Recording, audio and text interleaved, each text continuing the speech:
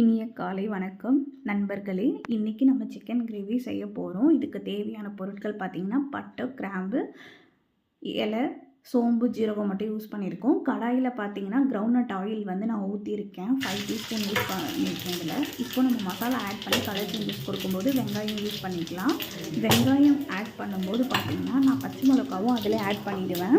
வெங்காயம் வந்து நான் 1/4 கிலோ வெங்காயம் தான் ஆட் பண்ணியிருக்கேன். ஏன்னா நான் சிக்கன் வந்து 1/2 கேஜி வச்சுருக்கேன். சரிங்களா, அதனால் நான் 1/4 கிலோ வெங்காயம் மட்டும்தான் ஆட் பண்ணியிருக்கேன். இப்போ நம்மளுக்கு வெங்காயம் வந்து நல்லா குக் ஆச்சுன்னா ப்ரௌனிஷ் கலரில் நம்மளுக்கு தெரியும் இல்லையா, அந்த ப்ரௌன் கலர் வரும்போது நம்ம தக்காளி ஆல்ரெடி நான் கிரைண்ட் பண்ணி வச்சுருக்கேன். மிக்சியில் 4 தக்காளி மட்டும் தான் எடுத்திருக்கேன், பெரிய தக்காளி. அந்த தக்காளி கிரைண்ட் பண்ணதை நம்ம இதில் ஆட் பண்ணிக்கலாம். இப்போ தக்காளி கிரைண்ட் பண்ணி யூஸ் பண்ணும்போது ஈஸியாக குக் ஆகிடும், டைமிங்கும் கம்மியாகும், குழம்பும் கொஞ்சம் கட்டியான ஃப்ளேவராக நம்மளுக்கு கிடைக்கும். சரிங்களா, இப்போது தக்காளியில் நான் வந்து பார்த்திங்கன்னா அது நல்லா குக் ஆனதுக்கப்புறம் அதில் கல் உப்பு தான், நான் எப்போவுமே கல் உப்பு தான் எல்லா டிஷ்ஷுமே ஆட் பண்ணுவேன். அந்த மாதிரி கல் உப்பும் நம்ம யூஸ் பண்ணிக்கலாம். இப்போ வெரைட்டி ரைஸ்லாம் பண்ணும்போது அந்த டைமில் நான் கல் உப்பு ஆல்ரெடி நான் மிக்சியில் போட்டு கிரைண்ட் பண்ணி தூளாகவும் வச்சுருக்கேன், அதை ஆட் பண்ணிக்கலாம் இல்லையா. அந்த மாதிரி நீங்களும் அந்த மாதிரி கல் உப்பே யூஸ் பண்ணுங்கள். இப்போ வந்து பார்த்திங்கன்னா இஞ்சி பூண்டு பேஸ்ட் அதில் போட்டிருக்கேன். அது போட்டதுக்கப்புறம் சிக்கன் வந்து நம்ம அதில் 1/2 கேஜி ஆட் பண்ணிக்கலாம்.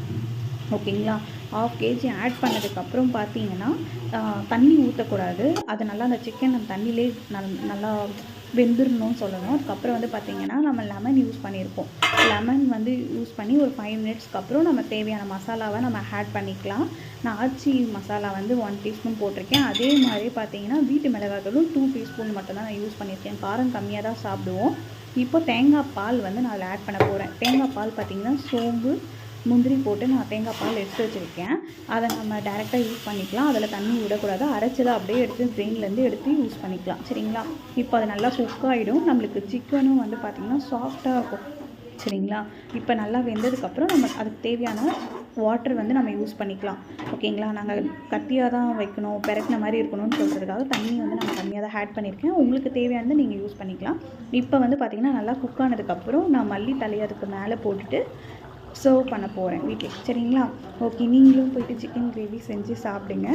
சப்ஸ்கிரைப் பண்ணுங்கள், லைக் பண்ணுங்கள். Have a nice day. Thank you.